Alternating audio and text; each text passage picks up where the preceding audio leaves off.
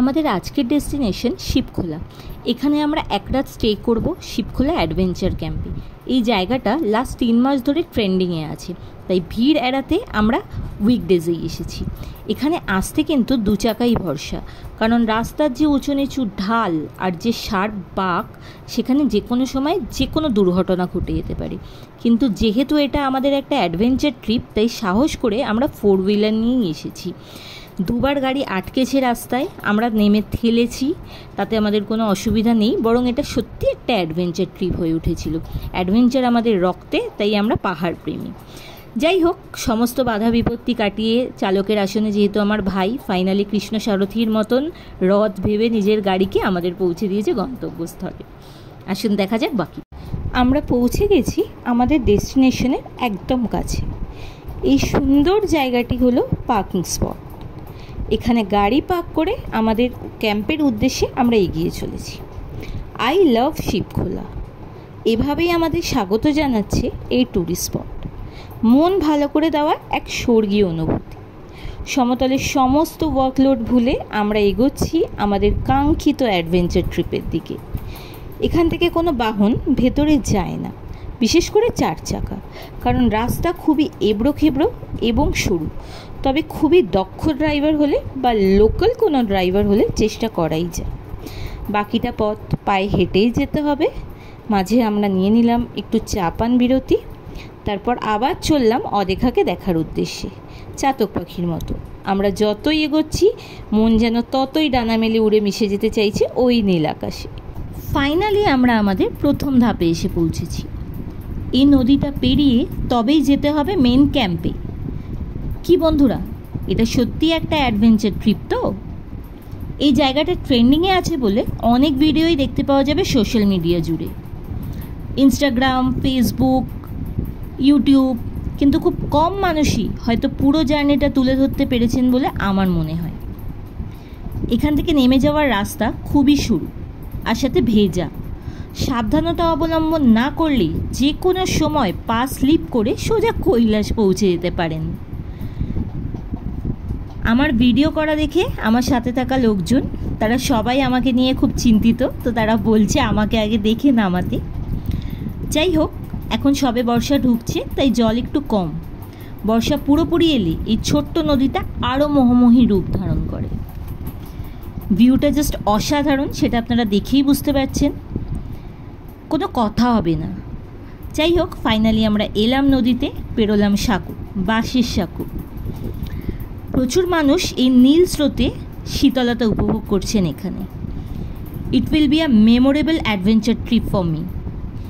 এই জায়গাটা যে এমনি এমনি ট্রেন্ডিংয়ে নেই, সেটা আমি এখানে এসে বেশ বুঝতে পারছি।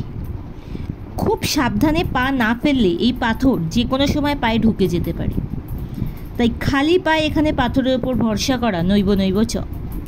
যাই হোক, আমি আর নিজেকে আটকে রাখতে পারলাম না, পা ডুবিয়েই ফেললাম সুন্দর শান্ত শীতল জলে। ওম শান্তি, মনের শান্তি, আত্মার শান্তি। সব কিছু পেরিয়ে আমরা পৌঁছে গেছি শিবখোলা অ্যাডভেঞ্চার ক্যাম্পে। এখানে আগে থেকে ফোনে বুকিং করে তবেই আসতে হয়। জায়গাটা খুব সুন্দর, রাতে অনেকটা রাত সিনেমা সেই বনের মতন লাগে। সামনে যে নদীটা পেরিয়ে আমরা এখানে পৌঁছেছি এসে, সেটা দেখা যাচ্ছে। সন্ধেবেলা এখানে বসে নদীর পাড়ে বেশ বন্ধু বান্ধবদের সাথে আড্ডা মারাই যেতে পারে। ছোট ছোট বসার জায়গা করা আছে এখানে। এটা হলো আমাদের কটেজ। এর মধ্যে আমরা যেটা বুক করেছি সেটা একবার দেখাবো। রুমটা বেশ ভালো, সামনে একটা ছোট বারান্দা আছে, বসার জন্য চেয়ারও দেওয়া আছে। আমরা এখানে 1 নম্বর ঘরেই ছিলাম। ঘরটা খানিকটা আগোছালো করে ফেলেছি, তাই দর্শক বন্ধুদেরকে আমি রিকোয়েস্ট করব এই ব্যাপারটি ইগনোর করার জন্য। ঘরটা বেশ পরিষ্কার পরিচ্ছন্ন। জুতো পরে এখানে চলাচল করার খুব একটা প্রয়োজন আছে বলে আমার মনে হয় না। এটা হলো আমাদের ওয়াশরুম, সেটাও খুব পরিষ্কার পরিচ্ছন্ন। ওয়াশরুমটা কিন্তু খুব একটা ছোট নয়, বেশ মোটামুটি ভালোই বড়। একটা সুন্দর ড্রেসিং টেবিল দেওয়া রয়েছে এখানে। এবার আমি রুম ট্যুরটা কমপ্লিট করলাম। এবার চলুন যাওয়া যাক বাইরের দিকটায়। বাইরের দিকে গেলেই আমি দেখাবো যে দূরে যে ক্যান্টিনটা দেখা যাচ্ছে ওখানেই আমাদের খাওয়ার ব্যবস্থা করা রয়েছে। এখানে আমাদের প্যাকেজের মধ্যেই থাকা খাওয়ারও ব্যবস্থা করা রয়েছে। 3 বেলা থাকা খাওয়া, 1300 টাকা প্রতিদিন মাথা পিছু। এবার আমরা চলবো আমাদের মেন গন্তব্যস্থলের দিকে। আমরা এগিয়ে চলেছি আমাদের গন্তব্যস্থলের দিকে, just feeling like a wow.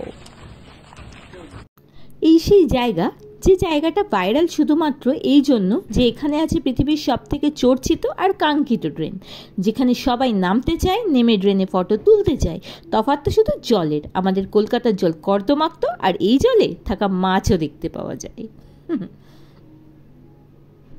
আমরা আমাদের ডেস্টিনেশনের একদম কাছে চলে এসেছি। যতটা আমি ভাইরাল ভিডিওতে দেখেছিলাম, সব ব্লগাররা হাতে ট্রাইপড নিয়ে এই ভাঙা জায়গাটার উপর দিয়ে হেঁটে যাচ্ছিল। তাদের উদ্দেশ্য কি আমি জানি না, তবে আমার জীবন আমার কাছে সবার আগে। এখানকার স্থানীয় লোকজন আমাদেরকে বললেন এই রাস্তাটা ধরতে। আমরা তাই তাদের কথা অনুযায়ী কোনো রিস্ক না নিয়েই রাস্তাটাই ধরলাম। রাস্তাটা যেমন সরু তেমনই স্লিপারি, খুব সাবধানে পা ফেলতে হবে, কারণ এখান দিয়ে সংকীর্ণ কিছু জলাশয় বয়ে যাচ্ছে, যেগুলো ভিডিওতে দেখানো প্রায় অসম্ভব। প্রায় পৌঁছে গেছি আমরা আমাদের ডেস্টিনেশনের একদম কাছে, আর জাস্ট কিছুক্ষণের অপেক্ষা।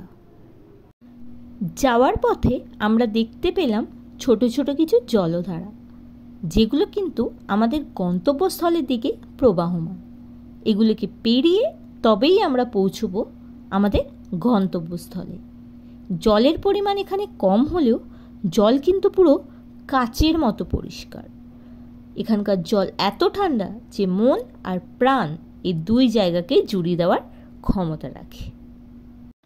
ফাইনালি আমরা আমাদের মেন অ্যাডভেঞ্চার ডেস্টিনেশনে পৌঁছে গেছি। এটা হলো সেই বহুল চর্চিত শিবখোলা, যেখানে লোকে লাফঝাপ দিতে আসে। আমরাও এসেছি, তবে লাফঝাপ দিতে নয়, হাত পা ভেঙে বাড়ি ফিরতে আমরা চাই না। জায়গাটা সৌন্দর্য উপভোগ করতে আমরা এখানে এসেছি। ওই যে দূরের ঝর্ণাটা, তবে এটা ম্যানমেড। গোদা বাংলায় বলা যেতে পারে লোকজন এখানে নিজেকে হারিয়ে ফেলতে এসেছে। কোনো কথা হবে না এই ট্যুরিস্ট স্পট নিয়ে, জাস্ট অসাধারণ। এখানে 8 থেকে 80 সব ধরনের ট্যুরিস্টই রয়েছে। ইয়ং জেনারেশনরা এখানে পাড়ে বসে হালকা মদ্যপানও করছে। সবাই খুব আনন্দ করছে এখানে। বেশিরভাগ মানুষই পরিবার পরিজন বা আমাদের মতো বন্ধুবান্ধব নিয়ে এখানে এসেছে। এখানে উইকডেজে এসেও যে এত লোকজন দেখতে পাবো এটা আমরা সত্যিই আশা করিনি। এটা কি হয়তো ভাইরাল হওয়া বলে, তবে জায়গাটা কিন্তু সত্যিই মনোমুগ্ধকর। আর সাথে এই জায়গাটা ভীষণ ভীষণ ভীষণভাবে স্ট্রেস রিলিভার মতো একটা কাজ করে। লোকজন এই ম্যানমেড জলপ্রপাত থেকে বেশ লাফঝাপ দিচ্ছিল, তাতে ওদের হাত পাও কেটে ছুটে যাচ্ছিল, কিন্তু আমি এসব রিস্ক নিইনি। আমি ওপরে বসে বহাল তবিয়তে মজা নিচ্ছিলাম। আমার তো এই জল থেকে উঠতেই মন চাইছিল না, তাই জগন্নাথ দেবের মতো জমি উপভোগ করেছি স্নানযাত্রা। এরকম জায়গা থাকলে আমি শীতকালেও বারবার স্নান করতে রাজি। সারাদিন ঝাপাঝাপি করে হাঁপিয়ে গিয়ে এখানকার জল খেয়েই মিটিয়ে নিয়েছিলাম তেষ্টাটা। মেঘনা চাইতেই জল, প্রবাদটা শুনেছেন তো? আমরা এতটাই ভাগ্যবান যে পাহাড় আর বৃষ্টির অনুভূতি একসাথে নিয়ে ফিরেছি এই জায়গা থেকে।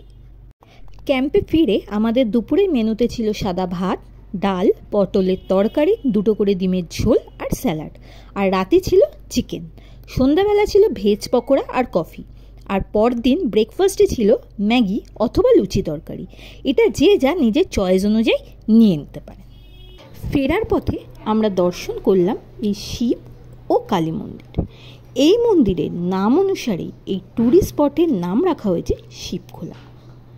এখানে আমরা কিছুক্ষণ নন্দী মহারাজের সাথে মনের কথা বললাম, ভাগ করে নিলাম মনের কিছু অপূর্ণ ইচ্ছের কথাও।